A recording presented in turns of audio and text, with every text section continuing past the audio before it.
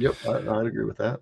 Okay, let's talk about some guys who are excelling in AAA. We're not going to dig so much in today to some of the new guys at AAA. I want to give them a little time to kind of bed in, but I do think it's time to have a conversation about someone we really just have not talked about enough this year because he's an interesting organizational fit too. So Kyler Fedco, 25-year-old right-handed hitting outfielder drafted in the 12th round of 2021. And just to give some numbers here before we get your take, Jeremy, on what you think of this guy. In 2024, he basically played an entire season at AA and put together an 85 WRC plus with 3 home runs. In 2025, he's hitting 269, 386, 521 with 23 home runs across AA and AAA.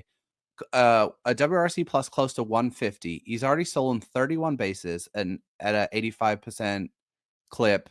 He's walking 15% of the time, striking out 21%, which is just fine, and like around a level average contact rate of 76%. What I put in the rundown here was like in caps WTF. Like, how do you account for this kind of jump? Like, what do you like? This is an incredible season, and really no one's talking about it, even kind of locally, let alone nationally. But what do you make of Fedco's season? And like, do you think he's kind of put himself in the realm of like he has a chance to be a major league contributor at some point, particularly given that he's a versatile right-handed hitter? I think you at least have to give him an opportunity if he keeps performing like this. And so he'll be 40-man eligible. The Twins will have a number of spots. There's not a lot of right-handed corner outfielders, so he's kind of, it's like him and McCusker, right? Mm-hmm. But to see this coming, or to even hope that this was there, is crazy. Like, and you wonder when it's going to turn midnight and he turns back into a pumpkin. And that's the thing, right? You can find a long list of guys that have had breakout years, and then that's it.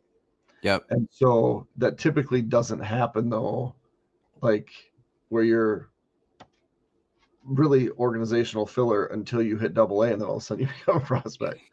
And so that's where it's like he's just a super unique prospect, and I think he's obviously going to get an opportunity because there's questions about how this outfield looks next year, and if he can be the type that at least you add to the 40-man Yeah.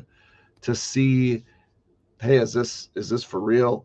If you don't add him, I think there's another team that might say, well, we'll obviously give it a chance and see if it's real. I don't know enough to know if there was like, I'm assuming swing adjustments, approach adjustments, like We'll say. where sometimes good coaching just you know meets up with a player that's willing to listen, and then you have this happen. But it's a super fun story that, like you said, it has really flown under the radar.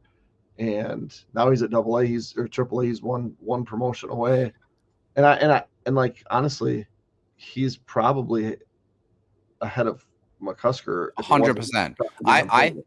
I think he's miles ahead of McCusker, and this is kind of what I wanted to follow up on and say, like, I don't even think he needs to hit this well to have a role, because now I got to go back and check my scouting reports from when Fedco was drafted, but he was drafted as a speed and defense outfielder, like a guy who could potentially stick in center field. And I think maybe he's not quite that guy defensively, but he's certainly a guy who, like, maybe let's comp him to like Rodon, where he definitely has more speed than Rodon. It's more like Kiersey type speed. Um, but you could probably move him around the outfield and just spell guys and give them a day off and give him 3 games a week and say, hey, if you hit 220, pop an occasional home run, almost like that kind of Michael A. Taylor production from that really Right. good season he had where he hit 20 bombs, but he didn't really hit that much.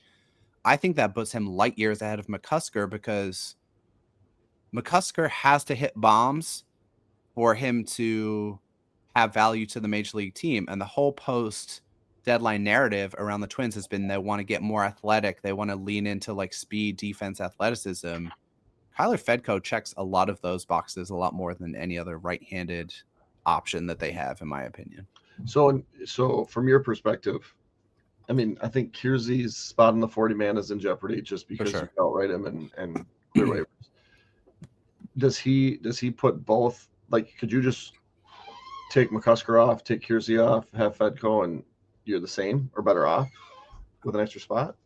I think so. If on the with the caveat that like he has to continue to hit decently well at AAA, but he's made the adjustment well. Like if you look at Fedco's numbers since he moved to AAA, they're really good. He's still crushing home runs.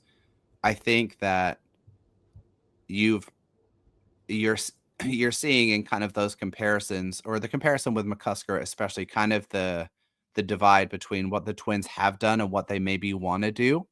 And maybe Kiersey will stick around as kind of an org soldier, but he won't be on the 40 man next year. If Fedco continues to mash, I would absolutely give him a look. I think he's more than earned it. And like you said, like this kind of development is kind of unprecedented at like 25, just randomly.